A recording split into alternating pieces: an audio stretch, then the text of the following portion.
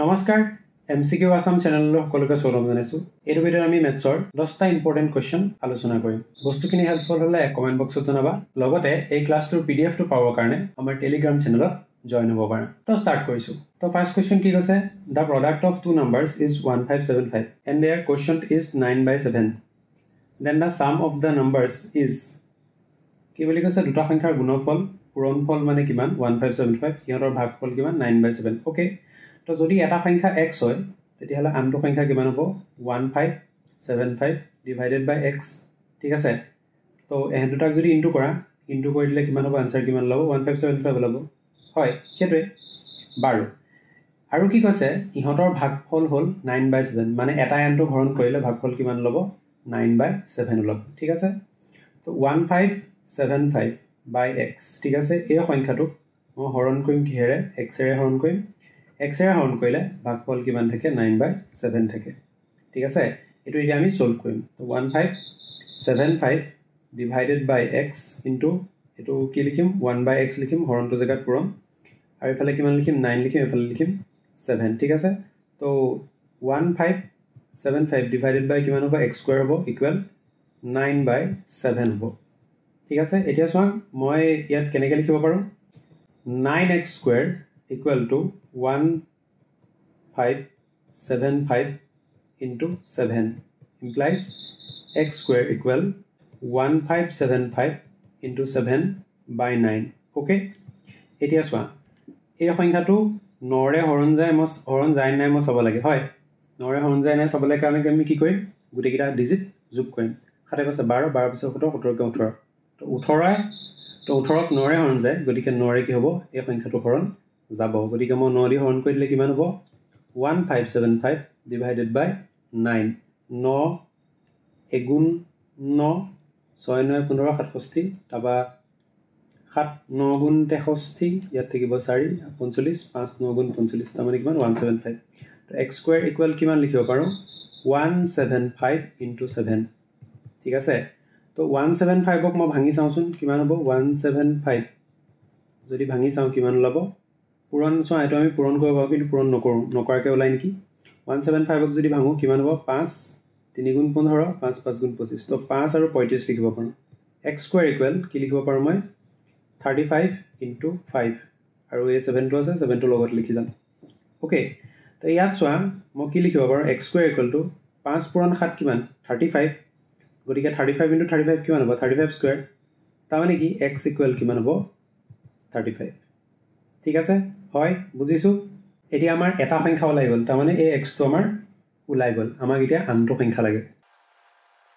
এতিয়া আনটো সংখ্যাৰ কাৰণে আমি কি কৰিম? 1575 ডিভাইডেড বাই কি কৰিম? 35 কৰিম। ঠিক আছে। তো কাটা 5 দি যাব, 5 7 গুণ 35, 5 দি যাব, 5 3 গুণ 15, 5 15 75। 7 দি যাবনে? যাব লাগে। 7 এগুণ 7, 7 4 গুণ 28, 8 3 11, 7 5 গুণ 35। তো কিমান পালো? 45 পালো। ঠিক আছে। গতিকে আমাৰ এটা সংখ্যা কিমান? 35 আৰু আনটো সংখ্যা কিমান? 45। দুইটা যোগ কৰা কিমান হ'ব? 5 5 10 0 হাতে গ'লে 1, 4 3 7 8। গতিকে আমাৰ আনসাৰ কি হ'ব? সি কাৰেক্ট আনসাৰ। ঠিক আছে। Next question. Given that √4096 equals 64, the value of ইমান। ঠিক আছে, এনেকুৱা কোৱেশ্চন আহি থাকে। তো √4096 ৰ জায়গাত মই কি লিখিম? ডাইৰেক্ট লিখিম 64 প্লাস √40.96। ঠিক আছে, ৰুটঅভাৰটো লিখি দিওঁ। আৰু ইয়াক কি হ'ব? 4096 ডিভাইডেড বাই 100 লিখিব পাৰোঁ। হয়, দুটা আগত ডেচিমেল আছে। ইয়াক মই কি লিখিব পাৰোঁ? 4096 ডিভাইডেড বাই কিমান? ডিভাইডেড বাই 2 3 4 5 6, 6টা 0 লিখিব পাৰোঁ। হয়, গতিকে এইটোতো 64 থাকিব। প্লাস ইয়াৰ জায়গাত মই কি লিখিব পাৰোঁ? 4096 √4096 মানে কিমান? 64। আৰু √100 মানে কিমান? 10 প্লাস √4096 obviously 64 আৰু √10 to the power 6 মানে কিমান লিখিব পাৰোঁ? 1 2 3। ঠিক আছে। ইয়াত শূন্য কেইটা আছে? 3টা আছে। তো দুটা দুটাকে ভাগ হ'ব ইয়াত। হয়, গতিকে কিমান থাকিব? 64 ডিভাইডেড বাই 1000। ওকে। এতিয়া নেক্সট স্টেপত কি লিখিম? 64 প্লাস 6.4 প্লাস 0.064। এতিয়া এই গুটিকেইটা প্লাস কৰি দিম। প্লাস কৰি দিলে কিমান হ'ব? 64464.64 লগত 6 যোগ কৰিলে কিমান 70 তো 70.464 গতিকে आंसर আমাৰ বি কারেক্ট ঠিক আছে next question there are 5 bells which start ringing together at intervals of 3 6 9 12 and 15 seconds respectively in 36 minutes how many times will the bell ring simultaneously bell gita kiman সময়ৰ ব্যৱধানত বাজে 3 6 9 12 15 ঠিক আছে গতিকে গুটি গিটা একেলগে বাজিবলৈ হলে কিমান সময়ত বাজিব হেতু উলিয়াবৰ কাৰণে আমি কি কৰিম এটৰ এলসিএম উলিয়াম ঠিক আছে অৰ্থাৎ এই নাম্বাৰ গিটা হৰণ যোৱা আটাইতকৈ সৰু সংখ্যাটো উলিয়াম হয় গতিকে 3 6 9 12 15 এলসিএম লম তো প্ৰথম 3 দিয়ে কৰোঁ 3 গুণ 3 3 দুগুণ 6 3 3 গুণ 9 3 4 গুণ 12 3 5 গুণ 15 তাৰপা আকৌ নেক্সট 2 দি কৰিলে হ'ব 2 গুণ 2 3 থাকিবই 2 দুগুণ 4 আৰু 5 আৰু একো বাকি নাই এটাকে এলসিএম লিখিম এলসিএম কিমান হ'ব 3 পূৰণ 2 পূৰণ 3 পূৰণ 2 পূৰণ 5 যদি কিবা নম্বৰ সংখ্যাবিলাক যদি দীঘলীয়া কেনেকৈ পূৰণ থাকে তেতিয়া সদায় কি কৰিবা 5 যদি পোৱা আৰু যদি কিবা যুগ্ম সংখ্যা পোৱা ইভেন নম্বৰ পোৱা এবিলাক সদায় ইনটু কৰিবা আগত 5 দুগুণ 10 10 3 গুণ 30 30 দুগুণ 60 60 পূৰণ 3 কিমান 180 ঠিক আছে তাৰ মানে 180 সেকেন্ডত কি হ'ব এই গুটি গিটা বেল একেলগে বাজিব আৰু 180 সেকেন্ড মানে কিমান 3 মিনিট ঠিক আছে 180 সেকেন্ড মানে 3 মিনিট এতিয়া 36 মিনিট ঠিক আছে 36 মিনিটত কেটা 3 মিনিট থাকে obviously 36 divided by 3 কৰিবা কিমান হ'ব 12 পাবা তাৰ মানে 12টা 3 মিনিট থাকে ঠিক আছে মানে 12 বাৰ এহেতি একেলগে বাজিব গতিকে আমাৰ आंसर কিমান হ'ব B12 ঠিক আছে if a and b are rational numbers and iman equal to iman the value of a plus b value লাগে ঠিক আছে তো কি বুলি কৈছে a আৰু b rational number বুলি কৈছে পৰিমেয় সংখ্যা বুলি কৈছে ওকে তো a - 1 into √3 plus 3 equal b √2 plus a ঠিক আছে তো ইয়াত সব ক্লিয়াৰলি ওলাই আছে যদি a পৰিমেয় তেতিয়াহলে a - 1 ও পৰিমেয় অৰ্থাৎ ৰেশনাল নাম্বাৰ আৰু ইয়াক যদি তুমি √2 লগত ইনটু কৰি দিয়া √2 কি ইৰেশনাল বা অপৰিমেয় হয় ইয়াৰ লগত যদি ইনটু কৰি দিয়া এটো কি বনি যাব ইৰেশনাল বনি যাব গতিকে ইয়াত চোৱা লেফট হ্যান্ড সাইড চোৱা আৰু ৰাইট হ্যান্ড সাইড চোৱা ইয়াত কি আছে √2 লগত b ইনটু হৈ আছে ইয়াত কি √2 লগত কি ইনটু হৈ আছে a - 1 ইনটু হৈ আছে আৰু প্লাস কি হৈ আছে প্লাস ইয়াত এটা নাম্বাৰ আছে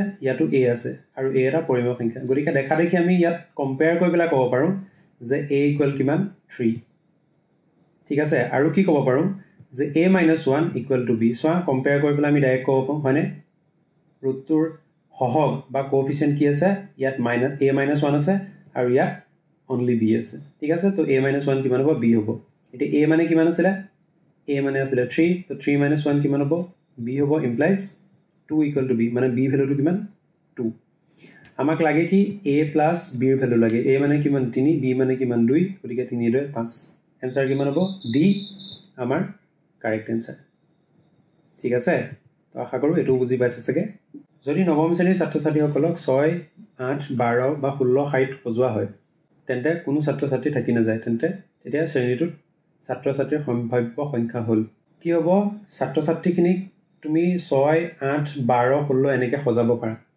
আৰু এনেকে যদি সজোৱা তেতিয়ালে কোনো ধৰণৰ ছাত্ৰ ছাত্ৰী বাকি থাকি না যায় গতিকে আলটিমেটলি আমি উলিয়াব কি লাগে যে এই সংখ্যা গিটা একে সময়তে হৰণ যোৱা আটাইতকৈ সৰু সংখ্যাটো আমি উলিয়াব লাগে ঠিক আছে প্ৰথম হেতু উলিয়াই লওঁ তাৰ পিছত চিন্তা কৰিম তো 6 আছে 8 আছে 12 আছে 16 আছে আমি কি উলিয়াম এলসিএম উলিয়াম বা লসাগু উলিয়াম 2 দি কৰা 2 3 গুণ 6 2 4 গুণ 8 2 6 গুণ 12 2 8 গুণ 16 আকৌ 2 দি যাব 2 2 গুণ 4 2 3 গুণ 6 2 4 গুণ 8 আকৌ কৰিবা কি হে 2 এ কৰিবা 3 থাকি গল 2 গুণ 2 3 থাকি গল 2 2 গুণ 4 আৰু কি হ'ব 3 দি এবাৰ কৰিবা 3 গুণ 3 1 3 গুণ 3 2 এটাকে এলসিএম কিমান হ'ব এলসিএম কিমান হ'ব 2 পূৰণ 2 পূৰণ 2 2 গুণ 4 4 গুণ 8 8 3 গুণ 24 24 গুণ 48 ঠিক আছে তো ডাইৰেক্ট आंसर কিমান হ'ব 48 হ'ব এতিয়া 48 লগত যদি মই 1 পূৰণ কৰোঁ কিমান হয় 48 লগত যদি 2 পূৰণ কৰোঁ তেতিয়া কিমান হ'ব 2 8 গুণ 16 6 হেকলে 1 2 4 গুণ থাকে 9 48 লগত 3 পূৰণ কৰিলে 48 লগত 4 পূৰণ কৰিলে মই 48 লগত যিমানে পূৰণ কৰোঁ লাগিলে 1 2 3 4 যিয়ে পূৰণ কৰোঁ ঠিক আছে সেই গোটেইখিনিয়ে কি হ'ব এই 12 6 8 12 16 এই গোটেইকেইটা একে সময়তে হৰণ যাব ঠিক আছে গতিকে ইয়াত 48 মাল্টিপল কি আছে ডি আছে হয় 96 গতিকে আমাৰ আনসাৰ কি হ'ব ডি 96 ঠিক আছে next question The unit digit of অমুক is ঠিক আছে ইউনিট ডিজিট ল'ব লাগে তো প্ৰথম চোৱা আমি ইউনিট ডিজিট বিলাকে পূৰণ কৰি চালে চাই পেলাই যেটো ইউনিট ডিজিট পাম সেইটো হ'ব ঠিক আছে তো চোৱা 6 7 গুণ 42 42 ৰ পৰা লোৱা 2 2 ঠিক আছে তাৰপা এই 2 2 ইনটু কৰা এই 8 টো লগত ঠিক আছে 2 ইনটু 8 কিমান 6 2 8 গুণ 16 6 গলে 1 তাৰ পিছত এই 6 টো পূৰণ কৰা এই 3 টো লগত 6 3 গুণ কিমান 18 তাৰ মানে কি থাকিলে ইউনিট ডিজিট টো 8 থাকিলে গতিকে আমাৰ আনসাৰ ডি 8 হয় নেক্সট 625 ভাগ কৰিব লাগে যাতে ভাগফলটো এটা নিখুঁত ঘনক হয় হেতু আটাইতকৈ সৰু সংখ্যাটো কিমান মানে আটাইতকৈ সৰু সংখ্যা লাগে যিহেৰে 625 ক হৰণ কৰি পেলাই আমি এটা পাৰফেক্ট স্কয়াৰ পাম তো 625 ক তুমি যদি ফেক্টৰাইজ কৰা ঠিক আছে প্ৰাইম ফেক্টৰাইজেশ্যন যদি কৰা তেলে কিমান হ'ব 5 12 60 5 5 গুণ 25 5 2 গুণ 10 5 5 গুণ 25 5 5 গুণ 25 তাৰ মানে 625 ক তুমি কি হিচাপত লিখিব পাৰা মানে চোৱা 625 ৰ ইয়াত 5 তিনটা পূৰণ হৈ আছে আৰু এটা 5 পূৰণ হৈ পেলাই কবাব মে হड्डी বনি আছে হয় তো ইয়াক যদি তুমি 5 এৰে হৰণ কৰিলে কি থাকিব 125 থাকিব 125 মানে কিমান 5 * 5 * 5 হয় তো 5 * 5 * 5 আলটিমেটলি কি 5 কিউব তো কিহেৰে হৰণ কৰিলো 5 এৰে হৰণ কৰিলো গতিকে আমাৰ আনসাৰ কি হ'ব বি কাৰেক্ট আনসাৰ ঠিক আছে next question Find the greatest number which will exactly divide 200 and 320. তো ইয়াত কি লাগে আমাক 200 আৰু 320 সম্পূৰ্ণ ভাগ কৰিব পৰা আটাইতকৈ ডাঙৰ সংখ্যাটো লাগে তো এনেকুৱা কেছত কি হয় এনেকুৱা কেছত আমি HCF উলিয়াও বা গসাউ উলিয়াও ঠিক আছে এটা বস্তু ধ্যান ৰাখিবা LCM টো কি হয় আমি যে দুটা নাম্বাৰ লম সাপোজ ধৰা সাপোজ তোমাৰ 15 ললো আৰু 14 ললো জানিবা ঠিক আছে তো ইয়াৰ এলসিএম টো কি হ'ব এই সংখ্যা দুটা হয় এই সংখ্যা দুটাৰ যিকোনো এটাৰ সমান হ'ব নহলে তাতকে ডাঙৰ হ'ব ঠিক আছে গসাউ ললে কি হ'ব হেতু সদায় এই সংখ্যা দুটাৰ সমান বা সংখ্যা দুটাতকে সৰু হ'ব লসাগুত কি হয় সংখ্যা দুটাৰ সমান বা বেছি হয় গসাউত কিমান হয় সংখ্যা দুটাৰ সমান বা কম হয় এই ক্ষেত্ৰত কি হ'ব লসাগু এই দুটা পূৰণফল হ'ব আৰু ইয়াত গসাউ কিমান হ'ব 1 হ'ব ঠিক আছে সংখ্যা দুটাতকে সৰু আৰু ইয়াত কি সংখ্যা দুটাতকে ডাঙৰ ঠিক আছে এতিয়া চোৱা সৰ্বাধিক সংখ্যাটো বিচাৰ সৰ্বাধিক সংখ্যাটো লাগে